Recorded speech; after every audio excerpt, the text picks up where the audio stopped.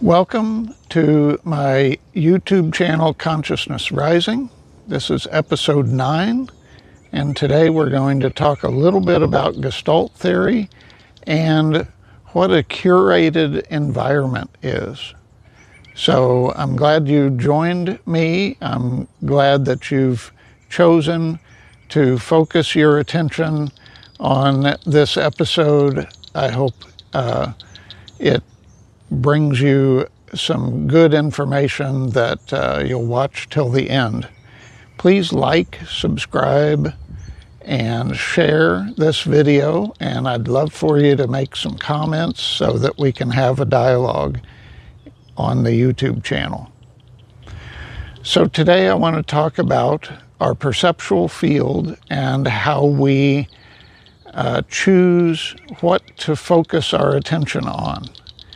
And first I'm going to start with a little information about Gestalt Theory. So Gestalt Theory came out of Germany. It basically has the supposition that when we look out into our perceptual field, everything is ground. Everything is in the background. And when we focus our attention, we pull something out of the ground into figure. So the act of focusing on something pulls it into a figure that we attend to, and then once we've decided that that thing no longer needs our attention, then it recedes back into ground and we can pick out something else. So how that affects our attention is we are always searching for figures in the ground of our perception. Remember, every second, 11 million bits of information come in through our perceptual field, through our physical senses. Our sense of sight has the biggest load, but our sense of touch and taste and smell and hearing all contribute to that 11 million bits of information every second. So if you look behind me, I'm at Mott's Run Reservoir, which is one of the reservoirs in Spotsylvania County, near Fredericksburg, Virginia, where I live, and this actually is one of the reservoirs that supplies drinking water for the residents of Fredericksburg and surrounding counties.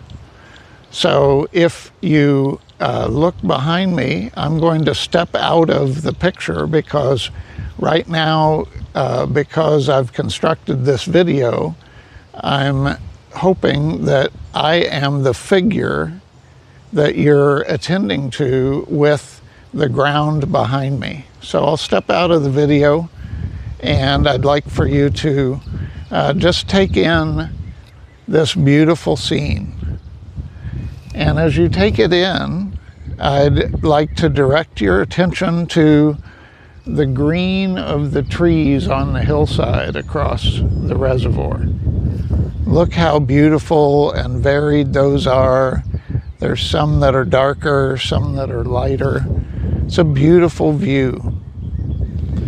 If I asked you to direct your attention to the boats and the little building, this is the marina at Mott's Run, where it's closed today, but on the weekends, people can rent boats and canoes and kayaks and take them out on the lake to fish or to just explore this beautiful reservoir and all its little coves.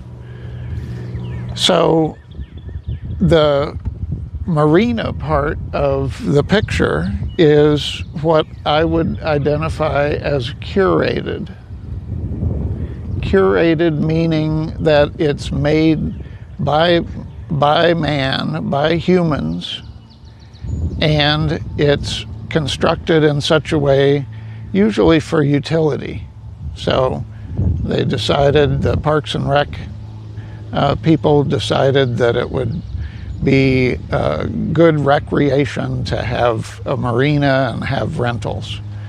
The rest of this picture is uncurated.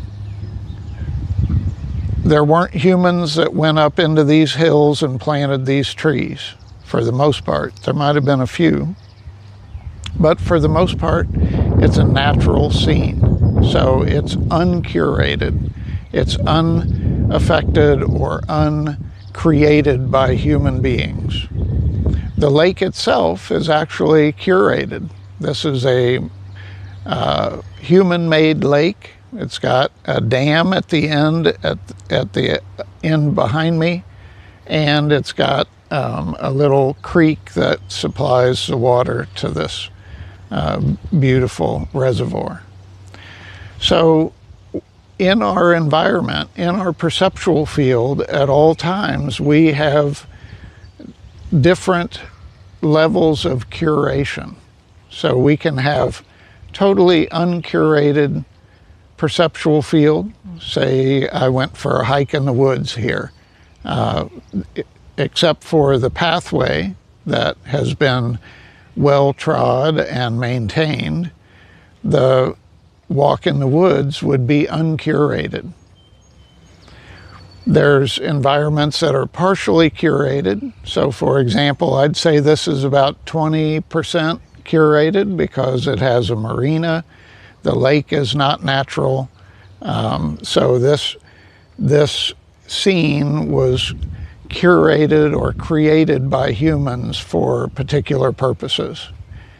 Then at another level, there's partially curated that are developed almost completely by humans.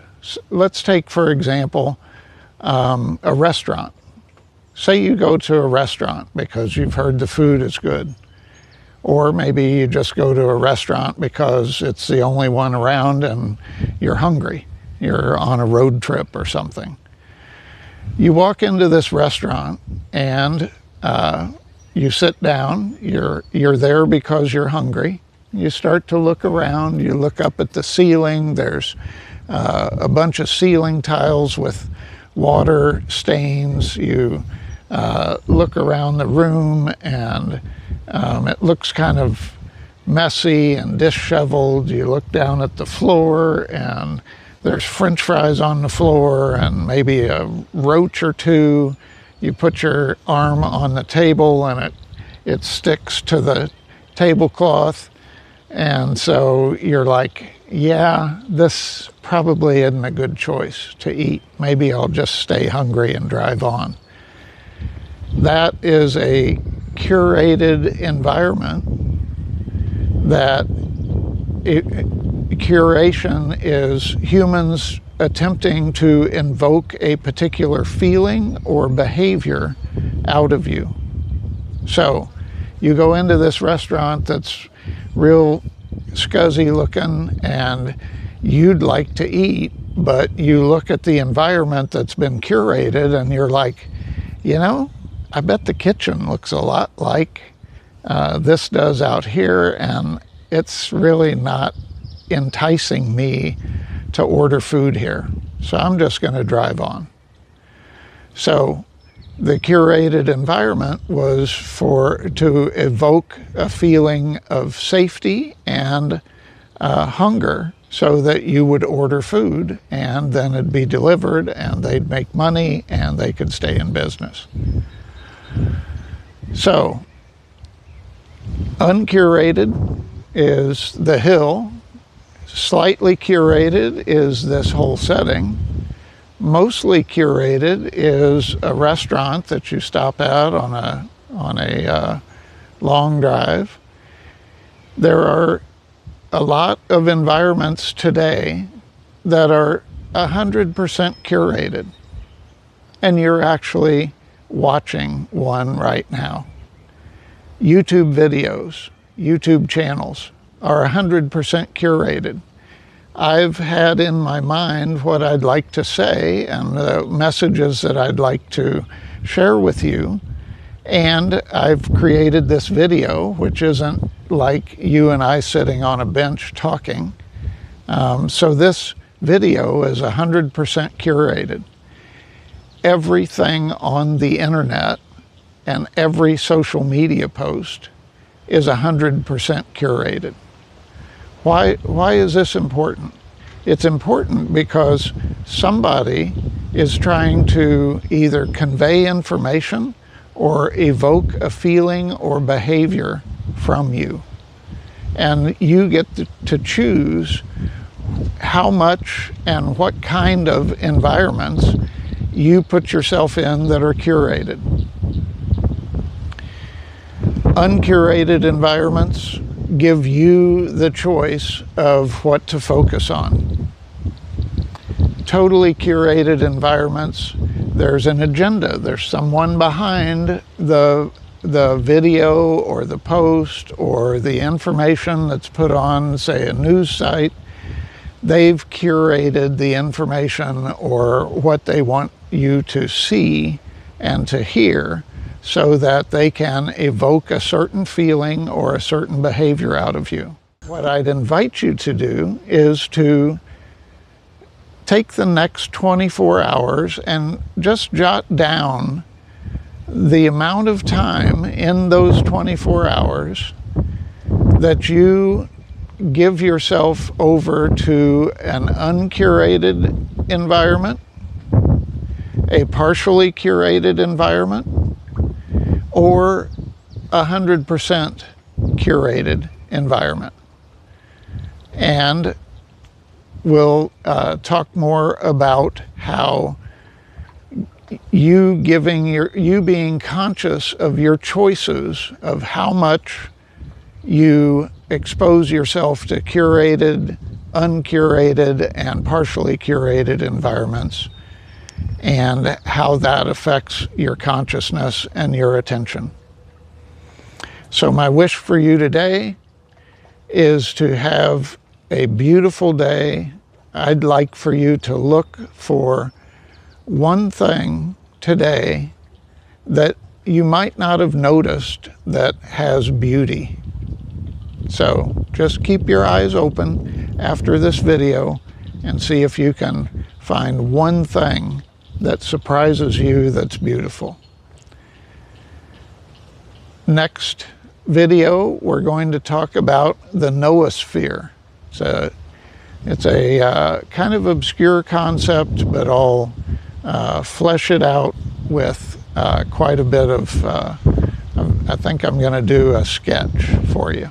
So, thank you for watching. Please like, subscribe, share, and comment. And I'll see you next week on episode 10. Thanks.